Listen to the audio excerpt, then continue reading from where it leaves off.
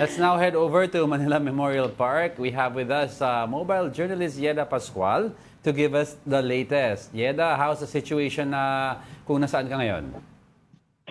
Yes, Diego, Angela, dito nga tayo sa Manila Memorial Park sa Sukat, Parañaque. And simula 12 midnight hanggang alas 8 ng umaga, nasa 28,000 na yung pumupunta dito. So kung ikukumpara kahapon, talagang dagsa na yung tao. Ayon din sa management ng sementeryo, ay mga around 32,000 naman yung mga nag-overnight dito. Bukas kasi itong Manila Memorial Park simula kahapon hanggang bukas, 24 oras. Kaya po pwedeng magpalipas ng gabi. Kanina sinubukan nga nating mag-interview sa mga nag-overnight dito na pamilya. Ang sabi kasi nila, mas okay na raw na magpalipas ng gabi dito para maiwasan na nga yung traffic.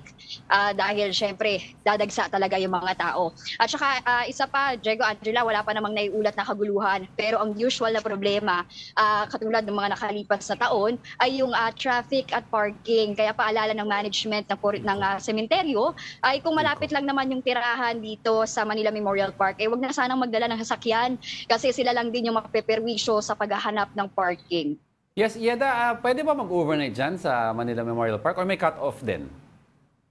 Yes, tama ka dyan, Diego. Open ito simula kahapon hanggang November 2, 24 oras. Okay. So, po pwedeng mag-overnight. Yes. And sa November 3 naman, Diego, inaasahan kasi dahil napatapat nga ng linggo yan, inaasahan ng management na dadami pa rin yung mga bibisita. Kaya binuksan naman nila ng 12 midnight hanggang alas 6 ng gabi. Ay, Yeda, may nakita akong video kanina, no, yung king kay Rico yan. Ask ko lang, may mga dumalaw ba na family members o mga karamihan mga supporters lang yan? Yes, Diego, simula kahapon may mga supporters si Rico yan talaga na pumunta. Meron nga ako na-interview from Cavite, mga grupo sila ng dalaga na talagang sinadya pa nila yung pagdalaw dito sa punto ni Rico yan dahil talagang iniidolo dalaw nila. Meron din ako nakausap na isang bata na crush na daw ito at may dala-dala pa nga siyang picture. Ayan, yung pinapakita natin ngayon dahil nakilala niya daw simula nung nag-viral online.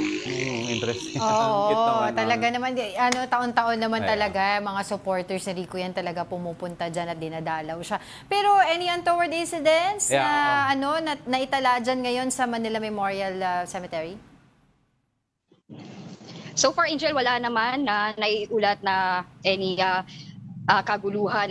Yun lang, yung mga usual, yung mga nakukumpis ka mga lighter, yung mga hindi sumusunod sa mga ipinagbabawal na rin, yung mga sound system, tulis na bagay, mga ipinagbabawal na gamot. Hanggang ngayon kasi talaga meron namang mga banner na nakapaskil sa entrance pa lang na ipinagbabawal kagad na talagang pero po pwede naman nilang kunin, bawiin pagkalabas nila ng sementeryo. Yun nga lang yung mga deadly weapons, ayan talagang hindi nila agad-agad binibigay. Ay, Yeda, yung tatlong the three Aquinos, di ba? Yes, nandyan sila. Do you have any info kung any of the family members dadalaw ngayon? Yes, Diego, kagagaling lang natin kanina doon sa puntod nga ng Aquino family members. Pero wala pa naman so far na family na pumupunta doon. Puro supporters, ang dami din kanina. At actually, nagbigay na rin ng bulaklak si Pangulong Bongbong Marcos. At marami na rin mga nag-alay ng bulaklak doon sa kanilang kimlay.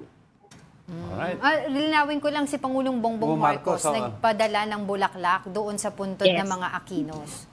Okay. Nice. Alright, sige. Maraming salamat sa iyo, our mobile journalist Yeda Pascual. Live siya nagulat from Manila Memorial Park.